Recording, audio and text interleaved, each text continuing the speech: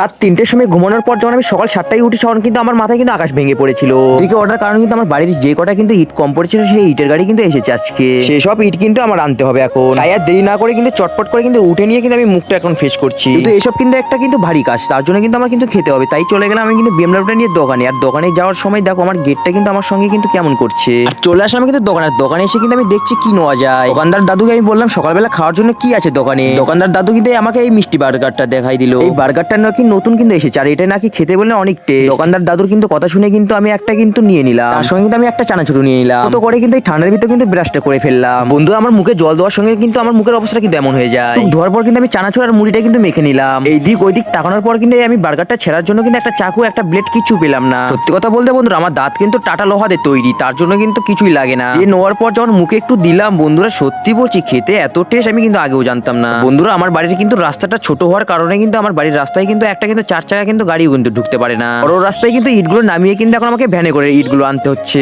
আর এই ভিডিওটা দেখার পর কিন্তু তোমরা কমেন্টে কিন্তু রাধে রাধে বলতে কিন্তু ভুলো না।